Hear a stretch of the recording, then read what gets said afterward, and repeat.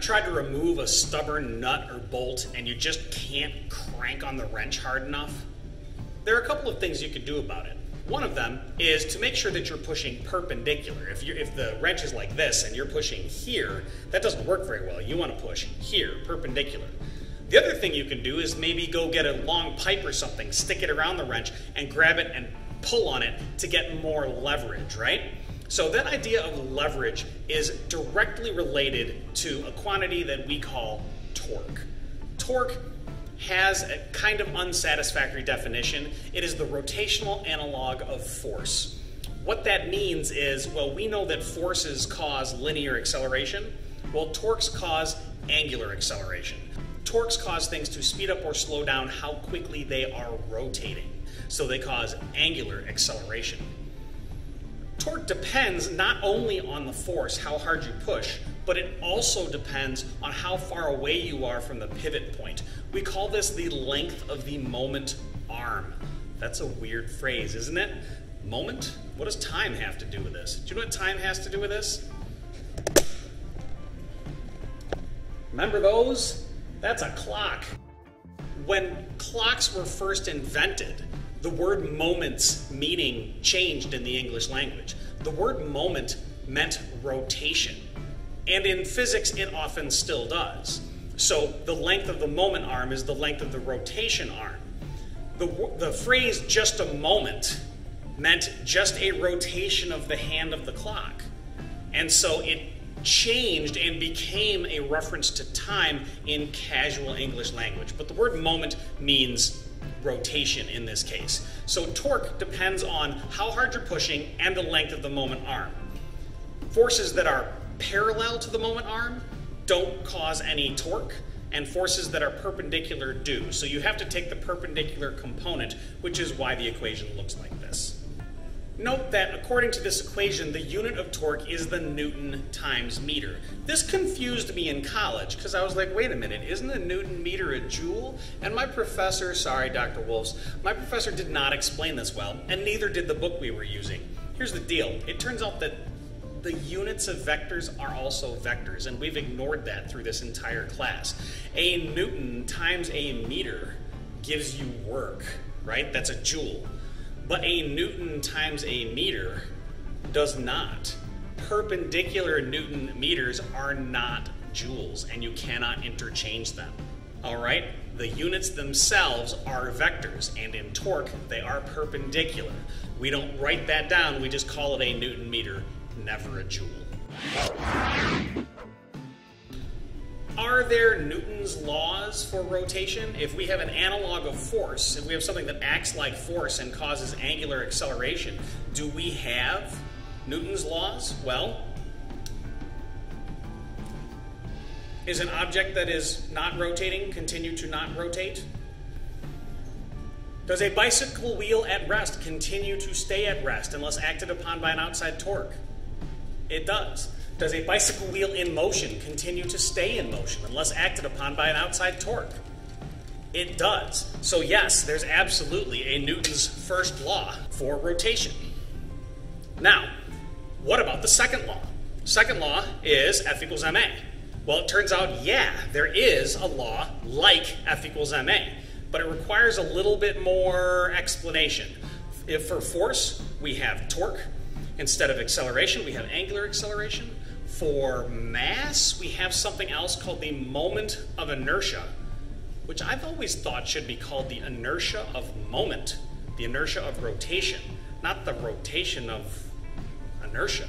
Anyway, it is called the moment of inertia. It's represented by the letter capital I. And what is it exactly? It's a scalar quantity that determines how hard something is to rotate. And it's different than mass. It's not just mass. It has to do with both mass and the distribution of that mass, how far away it is from your rotation point.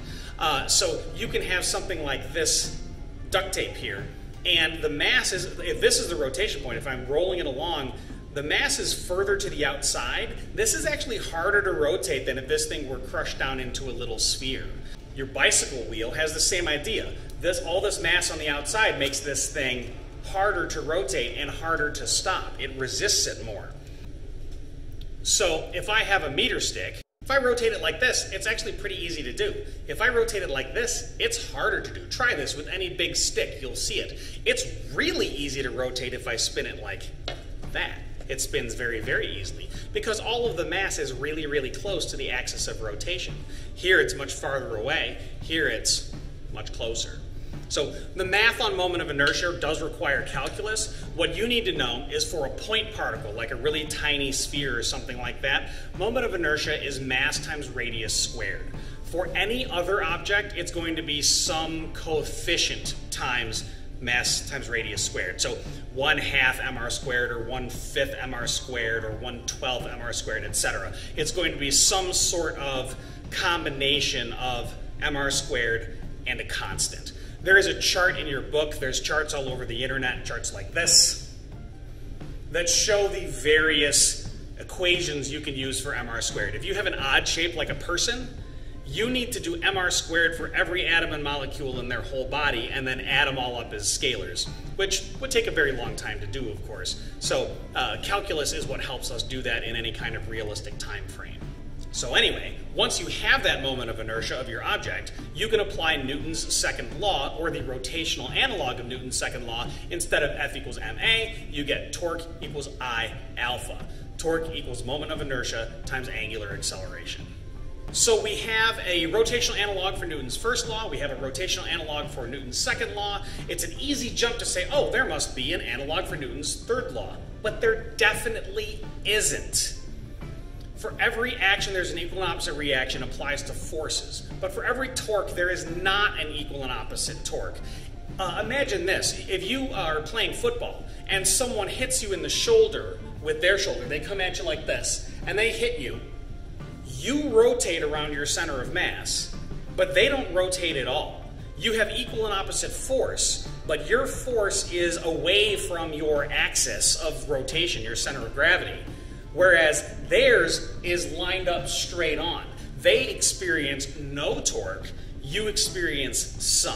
So while it's absolutely true that during that hit, the forces are equal and opposite, torque is force times length of moment arm, and those length of moment arms, there is no reason why those always have to be the same.